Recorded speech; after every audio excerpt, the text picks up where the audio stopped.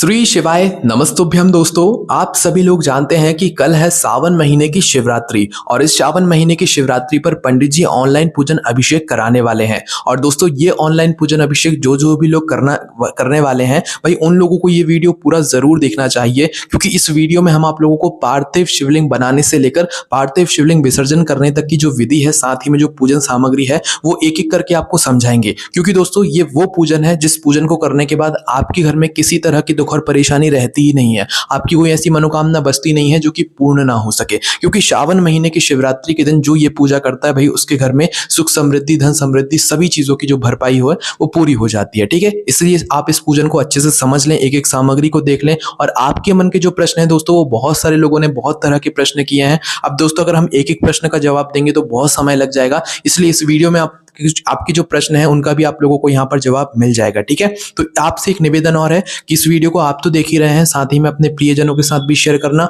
और इस चैनल को सब्सक्राइब भी जरूर कर लेना और बेल आइकन भी जरूर दबा लेना। क्योंकि दोस्तों इसी चैनल पर 2 अगस्त के दिन शाम 7 बजे से ऑनलाइन पूजन अभिषेक शुरू होगा, जो कि लाइव चलेगा इसी चैनल पर। अगर आप लोग चैनल को सब्सक्राइब करेंगे तभी ये लाइव आप लोगों तक पहुंच पाएगा, तो जल्दी से सब्सक्राइब कर लो और बेल बटन को भी यहाँ पर दबा लो। ठीक है, उसके बाद में दोस्तों अब हम यहाँ पर पूरी पूजन सामग्री जानेंगे, पूरी पूजन विधि जानेंगे। ठीक है, सबसे पहले हम पार्थिव शिवलिंग बनाएंगे, इसको आपको कैसे बनाना है वो समझेंगे। उसके बाद हम लोग यहाँ पर पूरी पूजन सामग्री जो है वो एक एक करके समझेंगे। अभी हम लोग पूजन करके आपको नहीं बता सकते, क्योंकि ये जो पूजन है ये सिर्फ और सिर्फ श्रावण शिवरात्रि के दिन ही की जाती है, जो कि पंडित जी कराते हैं ना। तो अभी सिर्फ हम आपको पार्थिव शिवलिंग बनाना बताएंगे, पूजा जो सामग्री है वो एक एक करके अच्छे से समझाएंगे, जो भी आपको फल फूल लेना है वो सारे एक एक अच्छे से समझाएंगे। उसके बाद में इस पार्थिव शिवलिंग को जो हमने बनाया हुआ है उसका विसर्जन इसमें कैसे करना है वो भी हम आप लोगों को यहाँ पर बताएंगे। ठीक है, तो ध्यान से पूरी वीडियो अच्छे से समझ लेना ताकि आप लोगों की ये पूजन सफल हो जाए। और जब आपकी पूजन सफल हो जाएगी तो भाई भगवान शिव जी का आशीर्वाद आपके ऊपर यहाँ पर हो जाएगा। ठीक है, तो सबसे पहले हम लोग पार्थिव शिवलिंग बनाने की विधि समझते हैं, जिसके लिए हम अभी थोड़ा ये जो पात्र है इनको थोड़ा साइड में कर देते हैं। ठीक है, तो ये हमारी पार्थिव शिवलिंग की मिट्टी है जो कि हम पहले से लेकर आ गए। भाई मिट्टी को लेकर बहुत सारे लोगों ने प्रश्न किए हैं कि हमारे पास काली मिट्टी नहीं है, हमारे पास ये मिट्टी नहीं, हमारे पास वो मिट्टी नहीं है, हम कौन सी मिट्टी लें। तो देखो आपके घर के आंगन में अगर मिट्टी पड़ी हुई है आप उस मिट्टी को ले लो, आपके घर के गमले में अगर मिट्टी है तो आप उस मिट्टी को ले लो, कोई दिक्कत वाली बात नहीं। अगर आपको अपने हिसाब की मिट्टी नहीं मिल रही है तो आपको जो मिट्टी मिल रही है आप वो मिट्टी ले लो और उस मिट्टी से फिर इस पार्थिव शिवलिंग का निर्माण करो। ठीक है, मिट्टी जब भी आप अपने घर में लाओ उसके ऊपर गंगा जल का छिड़काव कर लेना, उसके बाद ही इसे प्रयोग में लेना। और दोस्तों बहुत सारे लोगों ने पूछा कि इस पार्थिव शिवलिंग को हमें कितने समय पहले बनाना है। तो देखो कितने समय पहले बनाना है ये हम आपको बता देते हैं। 2 अगस्त के दिन शाम 7 बजे से ये पूजन शुरू होगी, तो शाम 7 बजे तो आपको ये बिल्कुल शिवलिंग बनाकर तैयार रखना है ना, पूजा के समय नहीं बनाना है, पहले से बनाकर तैयार रखना है। अब जब आप ये पार्थिव शिवलिंग बनाओगे तो 1-2 घंटे पहले, ये सुबह से भी बनाकर रख सकते हो, कोई दिक्कत वाली बात नहीं है, पर 2 अगस्त के दिन ही बनाना है ना। सुबह भी बना सकते हो, दोपहर में बना सकते हो और पूजा के 1-2 घंटे पहले भी बना सकते हो, पर एकदम से मत बनाना, आप लोग फिर थोड़ा लेट हो जाओगे। ठीक है, और अच्छे से बनाना शिवलिंग। अभी हम आपको फिलहाल जैसे बनता है वैसे बनाकर दिखाएंगे, पर आपको अपने लिए अच्छे से बनाना है। और ये जो पार्थिव शिवलिंग है ना, इसको जो है घर में से एक ही मतलब एक जो मुख्य पार्थिव शिवलिंग होगा वो एक ही को बनाना है ना। बाकी आपके घर परिवार में अगर अलग अलग सदस्य अलग अलग पार्थिव शिवलिंग बनाना चाहते हैं तो वो अपने हिसाब से बना सकते हैं, पर सबका जरूरी नहीं है बनाना। आपकी जो घर में पूजन हो रही है, घर में एक ही पूजन होगी, एक ही मुख्य पार्थिव शिवलिंग बनेगा, तो उसी एक पार्थिव शिवलिंग के साथ में आपको अपनी सारी शिवलिंग रखना है और घर में एक ही पूजन होगी, एक ही पूजन सामग्री लगेगी। सबको अलग अलग सामग्री नहीं लानी है, क्योंकि बहुत सारे लोगों ने ऐसे प्रश्न किए हैं। तो चलो हम जल्दी से जानते हैं कि भाई ये पार्थिव शिवलिंग हमें कैसे बनाना है। सबसे पहले तो मिट्टी का हमने आपको बता दिया। मिट्टी जब आप लाओ तो जल का छिड़काव कर लेना, मतलब गंगा जल का छिड़काव कर लेना। उसके बाद में अगर आप लोग इस मिट्टी को, इस पार्थिव शिवलिंग को बनाने में किसी जल का प्रयोग करोगे तो वो जल आपको पहले से तैयार रखना पड़ेगा। एक पात्र के अंदर आप लोग जल भरना, उस जल को अपने घर में, जहां पर आपके घर के रसोई घर है, जहां पर आपका पीने का पानी रखा जाता है, वहां पर जाकर रख देना और उस जल को ढांक देना। उसके ऊपर एक चावल का दाना रख देना। ठीक है, इस लोटे जल को आपको वहां, या इस पात्र के जल को आपको वहां कुछ समय के लिए रखे रहने देना है, 10 मिनट, 20 मिनट, आधा घंटा, 1 घंटा। उसके बाद उस जल को उठाकर लाना है, फिर उस जल को इस शिवलिंग को बनाने में आपको प्रयोग करना है। इस बात को ध्यान से रख लेना। ठीक है, उसके बाद में जो आप पार्थिव शिवलिंग बनाओगे, उस पार्थिव शिवलिंग को बनाने के लिए सबसे पहले आपको एक बेलपत्र की आवश्यकता होगी, क्योंकि इसी बेलपत्र के बीच वाली बड़ी पत्ती पर हम ये पार्थिव शिवलिंग बनाएंगे। ठीक है, अब जब आप ये पार्थिव शिवलिंग बनाओगे तो ध्यान रखना, इस बेलपत्र की जो ये डंडी है, इस डंडी का मुख होना चाहिए उत्तर दिशा की तरफ। उत्तर दिशा आप अपने घर में किसी से पूछना या मोबाइल में पता करना कि आप जहां पर बैठे हो वहां पर उत्तर दिशा किस तरफ है। उत्तर दिशा की तरफ मुख करना इस बेलपत्र की डंडी का, उसके बाद में अपनी पार्थिव शिवलिंग बनाना शुरू करना है। कोई सी एक प्लेट लेना, ये पूजन वाली थाली है, इसके अंदर हमने बेलपत्र रख दी है और जो बेलपत्र की डंडी है वो उत्तर दिशा की तरफ है ना। अभी आप समझ लेना उत्तर दिशा की तरफ है। उसके बाद में ये हमारी मिट्टी है। अब मिट्टी के लिए सबसे पहले हम पार्थिव शिवलिंग बनाने के लिए क्या करेंगे, तो वो देखो, सबसे पहले हम ये थोड़ी सी मिट्टी उठाएंगे और सबसे पहले हम इसे लिंग का आकार देंगे, है ना। आप अभी देख लो जैसा हमसे बनता है हम वैसा बना रहे हैं, ताकि आप लोगों को जल्दी जल्दी समझ आ जाए। सबसे पहले आपको शिवलिंग बनाना है, पूरा शिवलिंग एक साथ नहीं बनाना है, ठीक है। और इस पार्थिव शिवलिंग में आप लोगों को जो है जलाधारी भी बनाना है, इस बात का ध्यान रखना है ना। तो सबसे पहले हमने ये छोटा सा शिवलिंग बना लिया, आप लोग देख लो, है ना।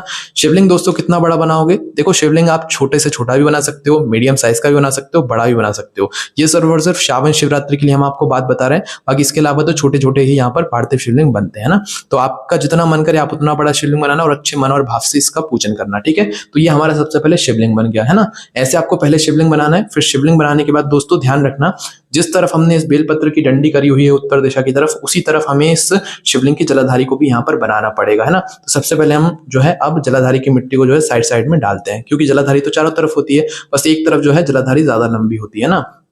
तो कुछ इस तरीके से आपको जो है इस शिवलिंग के आसपास जो है मिट्टी डाल देनी, क्योंकि अब हम जलाधारी यहाँ पर बना रहे हैं ना। तो देख लो आप लोग, आपको जो है थोड़ा थोड़ा शिवलिंग का रूप यहाँ पर दिखना चालू हो गया होगा, है ना। तो इस तरीके से आप लोगों को जो है यहाँ पर आसपास इस तरीके से ये मिट्टी डाल देनी है और आपका जो शिवलिंग है वो धीरे धीरे करके तैयार होना शुरू हो जाएगा, ठीक है। तो फिलहाल आप लोग देख लो ऐसे। अब आपको देखो शिवलिंग का रूप अलग ही समझ आ रहा होगा। और ये हमने आगे की तरफ जलाधारी रखी है, क्योंकि उत्तर दिशा की तरफ हमें जलाधारी करके रखना होता है ना। तो ये आपका जो है शिवलिंग इस तरीके से बन जाएगा। आप और अच्छे से बनाना, आप इसके ऊपर चाहो तो नाग देवता भी बना सकते हो छोटे से, है ना। शिवलिंग के ऊपर नाग देवता भी बना सकते हो, उसमें कोई भी दिक्कत वाली बात नहीं है ना। तो ये हमारा पार्थिव शिवलिंग बना गया। अभी फिलहाल हम आपको इतना ही बनाकर बताएंगे, वरना टाइम ज्यादा जाएगा इसमें, है ना। तो देखो ये हमारा पार्थिव शिवलिंग बन गया। हमने जो जलाधारी है, जलाधारी को उत्तर दिशा की तरफ करके रखा हुआ है, ठीक है। अब देखो जब आप पूजन करने बैठोगे तो इस शिवलिंग के किस तरफ बैठोगे, क्योंकि बहुत सारे लोगों की ये भी प्रश्न निकल कर आए हैं। तो हम ये समझते हैं कि जब हम इस पार्थिव शिवलिंग का पूजन करेंगे तो हमें बैठना किस साइड है। तो देखो जब आप शिव जी के मंदिर जाते हो तो शिव जी के मंदिर में जाकर आप देखते हो कि जलाधारी किस तरफ होती है, उत्तर दिशा की तरफ होती है। और आप किस तरफ जाकर बैठते हो या पूजन करते हो, अपना लेफ्ट हैंड साइड या राइट हैंड साइड। ज्यादातर लेफ्ट हैंड साइड यहाँ पर बैठकर पूजन की जाती है। ज्यादातर लोग जो है इसी दोनों साइड में पूजन करते हैं, कोई ज्यादातर सामने से पूजन नहीं करता है, ठीक है। तो वही यहाँ पर आप लोगों को ध्यान रखना है कि जब आप पूजन करें तो सबसे पहले तो इस जो जलाधारी है, जलाधारी का मुख किस तरफ होना चाहिए, उत्तर दिशा की तरफ, जिस तरफ बेलपत्र की डंडी का मुख होगा, है ना। उसके बाद में आपको अब बैठना किस तरफ है। अब इस शिवलिंग का उल्टा हाथ कौन सा है, पहले वो देखो। ये सीधा हाथ है, ये उल्टा हाथ है ना। तो आप किस तरफ बैठोगे, उल्टे हाथ की तरफ। सीधे हाथ की तरफ भी बैठ सकते हो, पर पंडित जी जो है वो उल्टे हाथ की तरफ बैठते हैं, तो आप उल्टे हाथ की तरफ बैठ जाना, ठीक है। सीधे हाथ की तरफ भी बैठ सकते हो, आपको जिस तरफ अच्छा लगे आप वैसे बैठ सकते हो, ठीक है। पर जिस तरीके से आप शिव जी के मंदिर में जाकर शिवलिंग के जिस तरफ बैठते हो भाई, उसी तरफ जाकर आप लोग जो है उसी तरफ जो है इस पार्थिव शिवलिंग के भी आप लोग बैठ सकते हो। अभी देखो आपके सामने समझो ये शिवलिंग रखा हुआ है, ठीक है। तो शिवलिंग रखा हुआ तो आप किस तरफ बैठोगे, उस तरफ बैठोगे, क्योंकि हमारा उल्टा हाथ कौन सा पड़ रहा है, ये वाला पड़ रहा है। तो उस तरफ बैठकर आप लोग यहाँ पर ये पूजन करोगे। बाकी अगर इस तरफ आपको बैठना है तो वो भी बैठ सकते हो। और पंडित जी इस तरफ बैठते हैं इसलिए हमने आपको बता दिया। और जलाधारी की तरफ इस तरफ होगा, आप इस तरफ बैठकर फिर पूजन करोगे, ठीक है। समझ गए ये बात। अब देखो ये बात तो आप समझ गए, ये हमारी पार्थिव शिवलिंग बनकर तैयार हो गई है। इसे हम लोग थोड़ा अलग रख देते हैं, है ना, साइड में रख देते हैं। अब हम समझेंगे यहाँ पर इसकी पूजन सामग्री। एक एक करके पूजन सामग्री हम आपको बताएंगे, ध्यान से आप लोग देखना और समझना। तो दोस्तों यहाँ पर सबसे पहले हमारा जो पूजन सामग्री में पंडित जी ने बताया, हम लाइन से आपको बताते जाते हैं जैसे जैसे पंडित जी ने बताया हुआ। तो सबसे पहले एक लोटा जल बताया हुआ है, जो कि ये हमारा है। ये लोटा, एक लोटा तो आपको भरकर रखना ही है जल का। इसके अलावा एक पात्र के अंदर और आपको जल भरना है, ताकि अगर ये जल खत्म हो जाए तो हम उसमें से वापस से जल ले सके, क्योंकि पूजन करते समय आपको पूजन से उठाना नहीं है, इस बात का ध्यान रखना है। और आपके घर की इस पूजन में आपके घर के सभी सदस्यों को शामिल होना है। आपके घर के सभी सदस्यों को शामिल जब एक बार हो जाएंगे तो भाई वहां से उठना नहीं है, ध्यान इस बात का रखना है। बाकी अगर जरूरी हो तो उठ सकते हो, पर उठना नहीं है, ठीक है। उसके बाद में अगर घर का कोई एक सदस्य नहीं है तो क्या हम पूजन कर सकते हैं, बिल्कुल कर सकते हो, कोई दिक्कत वाली बात नहीं है। अगर कोई बाहर रह रहा है, हॉस्टल में रह रहा है, वो अगर इस पूजन करना चाहता है तो क्या कर सकता है अपने लिए, बिल्कुल कर सकता है, कोई दिक्कत वाली बात नहीं। बस ये सारी सामग्री और पार्थिव शिवलिंग को आप लोगों को यहाँ पर बनाना पड़ेगा। पति नहीं है, पत्नी नहीं है, क्या हम लोग अकेले पूजन कर सकते हैं, बिल्कुल कर सकते हो, कोई दिक्कत वाली बात नहीं है। ये वो आपके प्रश्न है जो कि आप लोगों ने पूछे हुए हैं, ठीक है। चाहे लड़का हो, चाहे लड़की हो, चाहे पति हो, चाहे पत्नी हो, अकेले अकेले भी ये पूजन कर सकते हो, कोई दिक्कत वाली बात नहीं। और अगर साथ है पूरा परिवार तो और अच्छी बात है, साथ में बैठकर ये पूजन हमें करना है, ठीक है। तो ये हमारा एक लोटा जल यहाँ पर हो गया। उसके बाद में दोस्तों इस एक लोटा जल को हम तो इधर रखते हैं। अगली जो सामग्री है वो है हमारा 21 गेहूं के दाने। अब देखो गेहूं के दाने हमने इसके अंदर रखे हुए, हम आपको खोलकर बता देते हैं। तो देखिए दोस्तों ये हैं गेहूं के दाने। कितने लेने हैं? 21 लेने हैं, 21 लेने हैं। ये आपको पहले से छांट कर या तो किसी कटोरी में रख लेना या किसी कागज की पुड़िया में बांध कर रख लेना, ताकि एक भी दाना इधर उधर ना हो, है ना। तो ये है हमारे 21 गेहूं के दाने। गेहूं के दाने भी देखना बिल्कुल साबुत हो, अच्छे हो, टूटे हुए ना हो, कटे पिटे ना हो, अच्छे साबुत जो है 21 गेहूं के दाने यहाँ पर आप लोग ले लेना, ठीक है। उसके बाद में अगली जो सामग्री है वो है हमारे 5 कमल गट्टे। अब 5 कमल गट्टे हमारी इस थाली में रखे हुए हैं, जो कि हम आपको यहाँ पर बताते हैं। तो देखो कमल गट्टे ये होते हैं जो कि आप लोग काले काले देख रहे हो, है ना। ये देखो, ये 5 कमल गट्टे आपको दिख रहे हैं। नीचे वो काली मिर्ची है, अभी उस पर ध्यान मत देना। अभी पहले ये देखो, 1 2 3 4 5, ये हमारे 5 कमल गट्टे हैं। कितने लेने हैं? 5 कमल गट्टे। ये काले कलर के जो दिख रहे हैं ना आपको, बड़े बड़े गोल गोल, ये है कमल गट्टे। ये 5 कमल गट्टे आपको अपनी पूजन में लेना है, ठीक है। उसके बाद में दोस्तों 108 चावल के दाने। अब 108 चावल के दाने जो है वो ये रहे। अब चावल के दाने जब आप लोग लोगे ना, ध्यान रखना ये भी आपको साबुत लेने, टूटे हुए ना हो, कटे पिटे ना हो। जैसे कि मैं आपको एक चावल का दाना दिखाता हूँ। आप बासमती भी ले सकते हो, बड़े वाले चावल के दाने भी ले सकते हो, पर जो भी चावल का दाना हो वो अच्छा हो, लंबा लंबा हो, सैगा हो, साबुत हो, है ना। जो देखो ये जैसा चावल का दाना ये पूरा है, ये जो चावल है ये इतना ही बड़ा होता है, इसलिए ये जो है इसका फुल साइज है। तो हमें इतने इतने बड़े बड़े ही जो है पूरे 108 चावल के दाने लेने पड़ेंगे। मतलब ये चावल के दाने जो है ये आपको छांटना पड़ेंगे, क्योंकि कई सारे चावल के दाने इसमें टूटे भी होते हैं, कटे पिटे भी होते हैं, दाग वाले भी होते हैं। ये चावल के दाने तो आप 108 अलग रखोगे, पर इसके अलावा थोड़े से चावल के दाने और अपनी पूजन की थाली में रखोगे, ताकि अगर संकल्प वगैरह में काम आते हैं तो आप उसमें से ले सकते हो। ये पूजन में हमें अलग से चढ़ाने होंगे, है ना। उसके बाद में अगली जो सामग्री है दोस्तों वो है हमारी काली मिर्ची। 21 काली मिर्ची यहाँ पर पंडित जी ने बताया हुआ है, तो वो भी हम आप लोगों को बता देते हैं। तो देखो ये इसमें ही हमारी काली मिर्ची रखी हुई है, तो आप ध्यान से देख लेना इसे, क्योंकि काली मिर्ची में लोगों को परेशानी बहुत यहाँ पर आ रही है। तो देखो ये है हमारी काली मिर्ची, मैं आपको हाथ में निकाल कर बता देता हूँ। ये है हमारी काली मिर्ची, है ना। इस तरह की होती है, गोल गोल होती है, काले कलर की होती है ना। तो ये आपको कितनी लेनी है? 21 लेनी है, 21 लेनी है ना। समझ गए? ध्यान से देख लो आप लोग, 21 काली मिर्ची, और ये इस प्लेट के अंदर और बाकी रखी हुई है, 21 है ये पूरी, है ना। तो 21 काली मिर्ची आपको यहाँ पर लेनी पड़ेगी, है ना। तो ये हमने फिलहाल काली मिर्ची और कमल गट्टे और सुपारी जो है एक साथ इसमें रख दी थी, इसलिए हम आपको अलग अलग निकाल कर यहाँ पर बता रहे हैं। उसके बाद में अगली जो सामग्री है वो है 1 चुटकी काली तिल। अब देखो काली तिल ये होती है ना, काली तिल हम आपको वैसे पहले बता चुके हैं, पर वापस से देख लीजिए, क्योंकि ये वीडियो सभी लोगों के लिए बहुत ज्यादा जरूरी है। इसमें एक सामग्री हम आपको अच्छे से यहाँ पर बता रहे हैं, है ना। तो देखो ये है काली मिर्च, मतलब 1 चुटकी काली तिल, जो कि आपको पूजन में लेना है। आप इतनी सी काली तिल भी ले सकते हो, पूजन की थाली में रख सकते हो, इतनी भी रख सकते हो। इतनी बहुत है, इससे ज्यादा आप लोगों को आवश्यकता नहीं पड़ेगी। बाकी ये जो पूरी पन्नी है, अगर आपके पास ज्यादा भी है तो आप साइड में रख सकते हो, अगर काम आया तो हम ले लेंगे, ठीक है। तो ये है हमारी काली तिल, जो कि आपको 1 चुटकी लेनी है। पंडित जी ने इतना ही लिखवाया हुआ है। उसके बाद में अगली जो सामग्री है वो है दोस्तों धतूरा। अब देखो धतूरा हमने अभी तक आपको नहीं बताया। धतूरा ये होता है, देख लो, धतूरा ऐसा होता है जो कि हमें शिवलिंग पर चढ़ाना होता है। इस पूजन में हमें सिर्फ 1 धतूरे की आवश्यकता यहाँ पर पड़ेगी, एक से ज्यादा नहीं पड़ेगी। अच्छे से देख लो, जिसके ऊपर कांटे कांटे लगे हुए होते हैं, और यही होता है धतूरा, है ना। तो ये आपको सिर्फ 1 लेना है, 1 से ज्यादा नहीं लेना है। रख सकते हो, पर 1 तो चाहिए ही चाहिए इस पूजन में, ठीक है। तो ये हम वापस से रख देते हैं। उसके बाद में अगली जो सामग्री है वो है 7 बेलपत्री। अब देखो ये 7 बेलपत्री है हमारे पास। अब बेलपत्री भी दोस्तों ध्यान रखना साबुत होनी चाहिए, कटी पिटी ना हो, टूटी फूटी ना हो, है ना। मतलब खंडित ना हो, कहने का मतलब ये है। देखो आप हमारी हर बेलपत्र को देख लो, साबुत होगी, आपको कहीं से खंडित नहीं दिख रही होगी, है ना। देख लो साफ साफ आप लोग देख सकते हो कितनी साबुत बेलपत्र है। तो ये 7 बेलपत्र है जो कि हमने आप एक साथ जमा कर रख लिया है। ऐसे ही आप लोगों को भी जो है ये 7 बेलपत्र एक साथ जमा कर रख लेना है, ठीक है। उसके बाद में दोस्तों अगर हो सके तो भाई ये जो डूट है ना इन बेलपत्र का, ये आप लोग तोड़कर रख लेना, क्योंकि जब शिवलिंग पर बेलपत्र चढ़ती है तो ये डूट को तोड़कर ही चढ़ती है। अभी फिलहाल इनमें लगा हुआ है, किसी में लगा है किसी में नहीं लगा है, तो आप डूट को तोड़कर जो है फिर इसे शिवलिंग पर चढ़ाना। तो ये हमारी 7 बेलपत्र है। वहीं अगर हम बात करें आप 7 शमी पत्र की, जो कि ये है ना। अब देखो शमी पत्र यहाँ पर आप लोगों को हो सकता है पहचानने में गलती हो, पर मोबाइल में आप लोगों को ऐसा ही दिखता है। शमी पत्र की जो पत्ती होती है वो ऐसी ही दिखती है। तो भाई आप लोग जब भी शमी पत्र लेने जाओ तो 2-3 लोगों से पूछना कि ये शमी पत्र का ही वृक्ष है या ये शमी पत्र की ही पत्ती है, तो हम क्या इसे ले सकते हैं अपनी पूजन के लिए। तो भाई आप पूछताछ करके ही जो है शमी पत्र लेकर आना, क्योंकि इसमें लोगों को बहुत कंफ्यूजन हो रही है शमी पत्र में, ठीक है। तो ये आपको 7 शमी पत्र लेना है, हम वापस रख देते हैं। उसके बाद में अगली जो सामग्री है वो है हमारा लाल फूल। अब देखो लाल फूल की अगर हम बात करें तो लाल फूल तो एक तो गुलाब होता है, ठीक है। उसकी तरह उसी में से दोस्तों एक ऐसा भी फूल होता है जो कि पूरा लाल कलर का होता है ना। आपने देखा होगा इस लाल कलर का होता है ये जो पूरा फूल होता है। फिलहाल ये पीले कलर का है। इसी तरह का लाल एक कलर का फूल होता है। आप चाहो तो ऐसे 7 लाल फूल ले सकते हो। अगर नहीं मिले ऐसे फूल तो भाई ये गुलाब का एक ऐसा फूल ले सकते हो। गुलाब के अगर आपको 7 फूल मिल जाते हैं तो बहुत अच्छी बात है। अगर नहीं मिलते हैं तो एक ही गुलाब का फूल लेना। उस गुलाब के फूल में से 7 गुलाब की पंखुड़ियां तोड़ लेना। कितनी? 7 गुलाब की पंखुड़ियां तोड़ लेना, ठीक है। इस बात का आप लोग ध्यान रखना, है ना। तो 7 गुलाब की पंखुड़ियां तोड़कर उन्हें भी आप लोग फिर अपनी पूजन में 7 कमल की पत्ती को जो है मतलब इस गुलाब की पत्ती को इस्तेमाल कर सकते हो। उसके बाद में एक विशेष जानकारी और देते हैं पंडित जी। पंडित जी ने बताया हुआ है कि ये जो शमी पत्र है, अगर ये शमी पत्र हो सके ये 7 तो आप लोग लोगे ही लोगे, पर आपके घर में जितने सदस्य इस पूजन में बैठ रहे हैं, है ना, उन सभी के पास अपनी अपनी एक शमी पत्र अलग होना चाहिए, जो कि वो इस पार्थिव शिवलिंग पर चढ़ाएंगे अपनी मनोकामना को करते हुए, है ना। अगर ये हो सके तो कर लेना, अपने घर के सभी सदस्यों को एक एक शमी पत्र जरूर देना और ये 7 शमी पत्र अलग रखना, है ना। उसके बाद में अगली जो सामग्री है दोस्तों वो है हमारे सफेद फूल। अब 7 सफेद फूल अगर हम आपको दिखाएं तो वो तो आप लोग जानते ही हो, शिवलिंग पर चढ़ने वाले कोई भी एक ऐसा सफेद फूल देख लेना जो कि आपको ज्यादा मात्रा में मिल जाए, मतलब 7 मिल जाए, तो आप लोग लेकर आ जाना। ऐसे ये फूल होते हैं जो कि आप लोग शिवलिंग पर चढ़ा सकते हो, तो ये 7 फूल आप लोगों को लेकर आने और इसे शिवलिंग पर आप लोगों को चढ़ाना पड़ेगा, ठीक है। ये पूजन सामग्री में ही सब लिखा हुआ है। उसके बाद में दूध, दही, घी, शहद, शक्कर, ये तो आप लोग जानते ही हो, ये पंचामृत की सामग्री है, ये उसी समय तैयार की जाती है। फिलहाल ये अभी हमने नहीं रखी है क्योंकि अभी रखेंगे तो भाई अभी तो हम पूजन कर नहीं रहे हैं, है ना। तो भैया आप लोगों को जो है दूध, दही, घी, शहद, शक्कर, ये सारी जो चीजें हैं ये शुद्ध देसी गाय की चाहिए।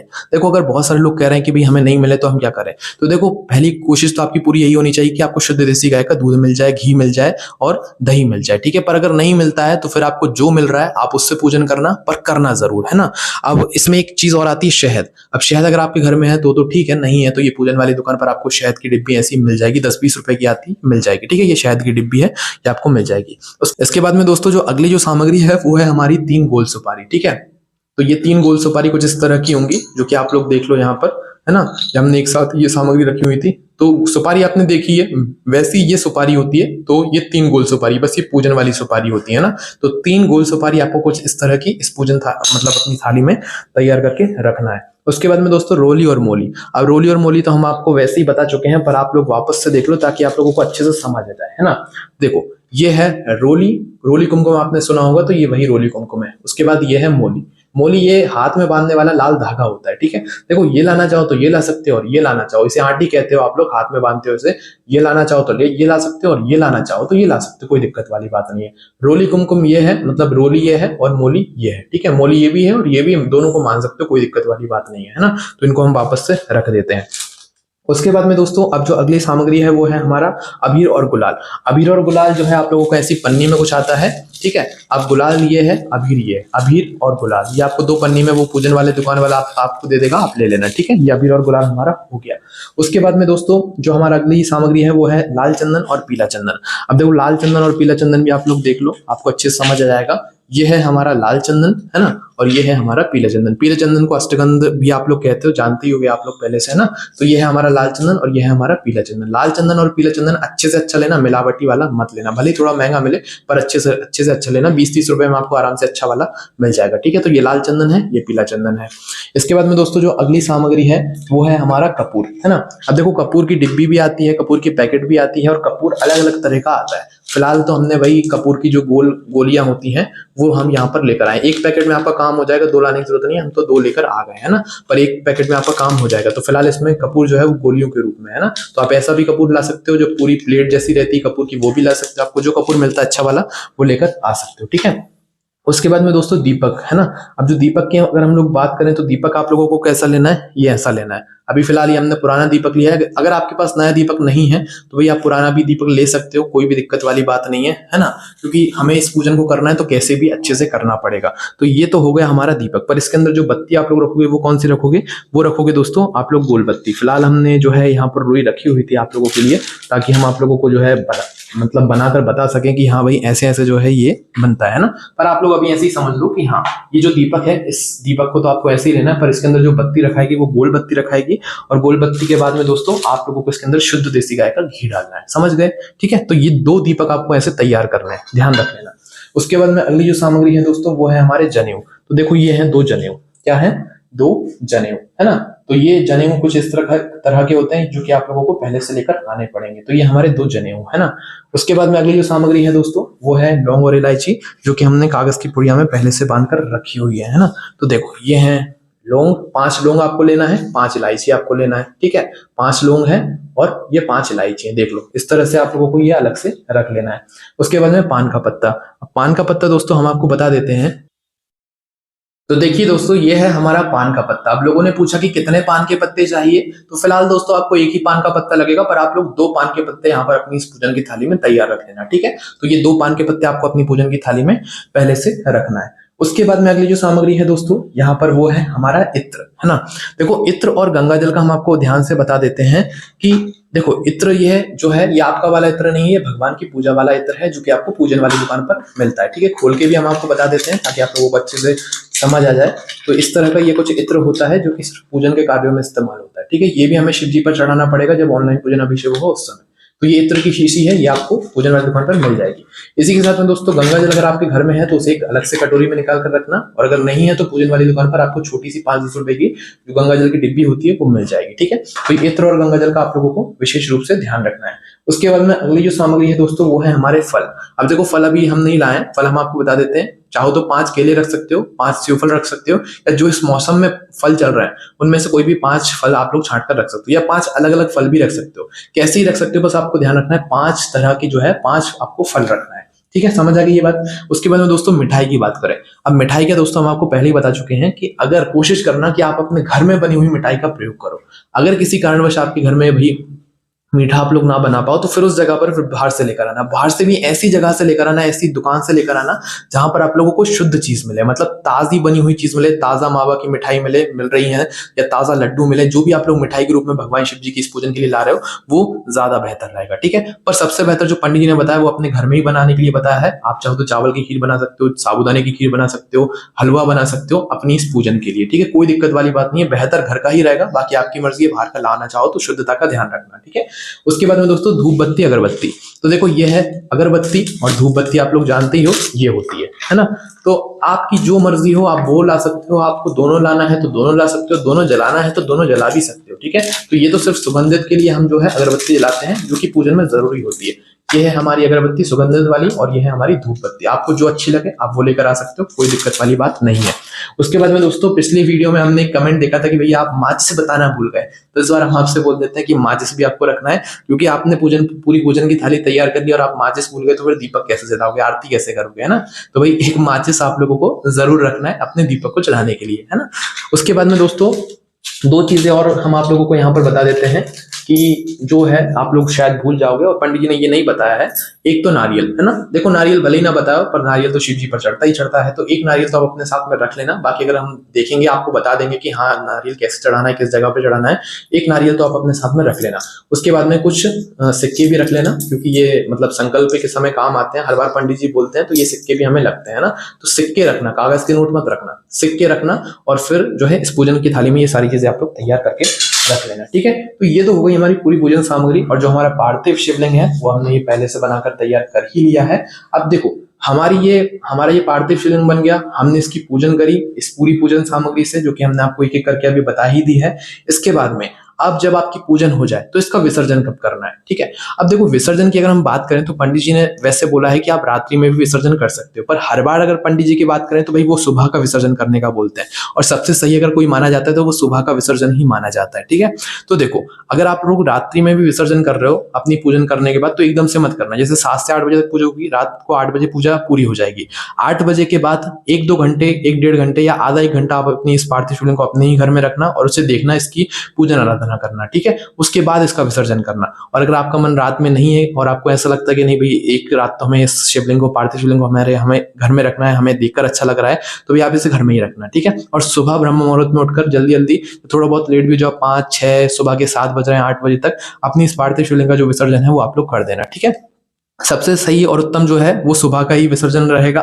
बाकी रात्रि में आपकी मर्जी, करना चाहो तो कर सकते हो। हर बार जो की बात करें तो सुबह जो है विसर्जन पंडित जी का यहाँ पर बोलते हैं, ठीक है। तो ये है हमारी पार्थिव शिवलिंग। अब हम इसके विसर्जन की विधि जानते हैं, तो ये सारी सामग्री अभी हम लोग साइड में कर देते हैं क्योंकि हम विसर्जन के बारे में जानते हैं। तो देखो दोस्तों ये है सबसे पहले हमारा वो पात्र जिसके अंदर हम विसर्जन करने वाले हैं। विसर्जन हम 2-3 जगह पर कर सकते हैं, वो आप लोग सुन लो। सबसे पहले चीज तो विसर्जन आप लोग किसी पवित्र नदी में जाकर कर सकते हो जो जल बह रहा हो, ठीक है। या तो किसी बावड़ी में या किसी तालाब या सरोवर में जाकर आप इस पार्थिव शिवलिंग का जो है विसर्जन कर सकते हो, ठीक है। पर पंडित जी बोल रहे हैं कि भाई अभी बारिश का समय चल रहा है, तो भाई बारिश में जो है सभी जगह पानी भरा हुआ है और नदियां भी बिल्कुल फुल चल रही है ना। तो इसमें आप लोगों को समस्या ना हो, इस वजह से पंडित जी ने ये बात आप लोगों से कही है कि आप इस पार्थिव शिवलिंग का विसर्जन अपने ही ही घर में कर सकते हो, कोई दिक्कत वाली बात नहीं है। अगर आप पवित्र नदी पर जा सकते हो, तालाब सरोवर में जा सकते हो, वहां भी जा सकते हो, कोई दिक्कत वाली बात नहीं। पर सबसे जो उत्तम है वो आप अपने घर में ही कर सकते हो। ज्यादातर जो लोग हैं वो अपने घर से बाहर नहीं जा पाएंगे। तो इसकी विधि क्या बताइए वो आप लोग सुन लो। उसके पहले दोस्तों हम आपके कुछ प्रश्नों के जवाब दे देते हैं कि बहुत सारे लोगों ने पूछा है कि भाई महाराष्ट्र के जो लोग हैं भाई वो लोग इस पूजन को कैसे करें, क्योंकि उनके यहाँ तो जो सावन है वो थोड़ा लेट शुरू होता है। तो पंडित जी ने इसका जवाब अपनी कथा में दे दिया था अभी की कथा में कि भाई अगर महाराष्ट्र के लोग भी हैं, अगर उनका सावन देरी से भी चल रहा है तो उन लोगों को भी जो पूजन है 2 अगस्त के दिन ही करनी है, सावन शिवरात्रि के दिन ही करनी है, उनको अलग से कोई पूजन नहीं करनी है। तो महाराष्ट्र वाले लोगों को भी जो है 2 तारीख को ही पूजन करनी है, इस बात का ध्यान रखना। ठीक है, उसके बाद में दोस्तों इस पूजन को करने के लिए क्या व्रत रखना जरूरी है या नहीं रखना जरूरी है, तो देखो ये आपके ऊपर निर्भर करता है। इस पूजन को करने के लिए आप व्रत रख भी सकते हो, नहीं भी रख सकते हो, पर ये पूजन तो आप कर सकते हो। व्रत रखकर भी कर सकते हो, बिना व्रत रखे भी कर सकते हो, कोई दिक्कत वाली बात नहीं है। तो हमने आपको इस वीडियो में सारे प्रश्नों के जवाब दे दिए हैं। अब हम जानते हैं इसका विसर्जन कैसे करना है।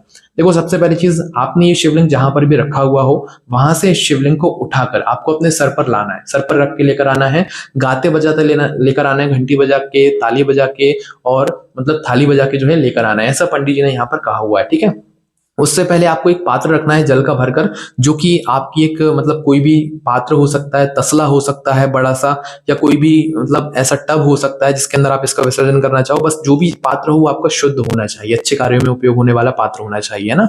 तो एक कोई सा बड़ा सा पात्र लेना, आप इससे ज्यादा भी जल ले सकते हो, इससे बड़ा भी पात्र ले सकते हो, हमने सिर्फ आपको समझाने के लिए रखा हुआ है। और अभी फिलहाल ये हमने घर के अंदर रखा है, पर इस पात्र को आपको घर के बाहर रखना है, घर के आंगन में रखना है। घर का आंगन नहीं है तो फिर घर के बाहर आप लोगों को रखना पड़ेगा। ठीक है, घर के बाहर पहले से इस पात्र को सजाकर तैयार करके रखना। इसके अंदर आप चाहो तो कुछ फूल की पंखुड़ियां डालकर रख सकते हो, है ना।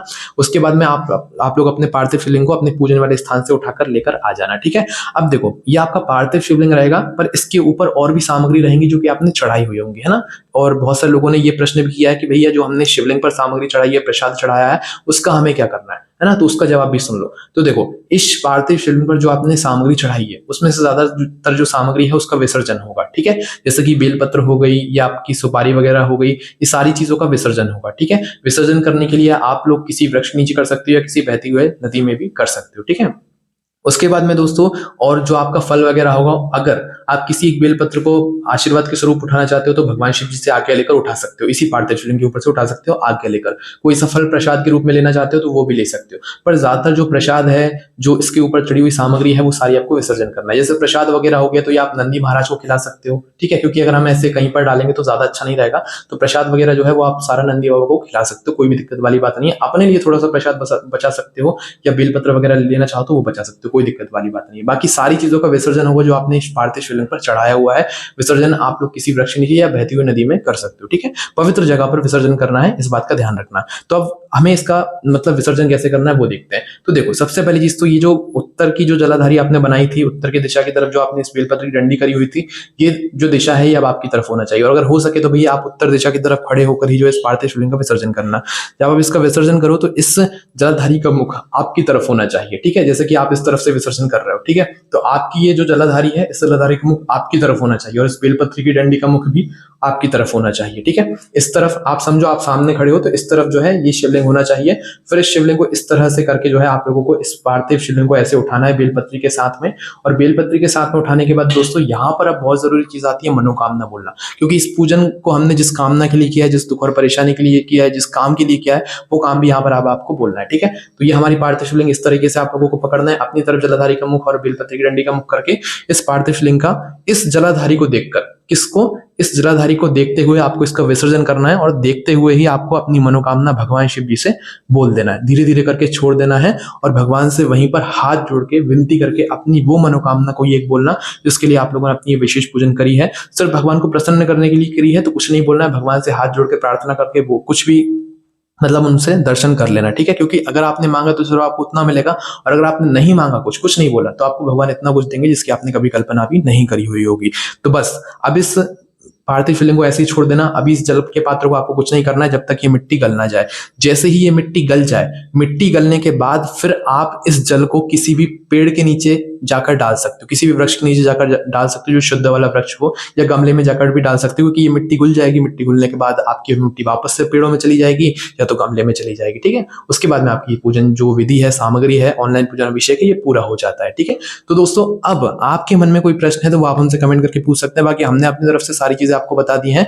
और दोस्तों अभी इस वीडियो के अपलोड होने के कुछ देर बाद हम लाइव आएंगे और आपके लाइव जो है प्रश्नों के उत्तर देंगे, और साथ ही में जो 2 अगस्त के दिन शाम को 7 बजे आपको लाइव कैसे मिलेगा वो उसकी भी सारी जानकारी यहाँ पर आपको दे देंगे।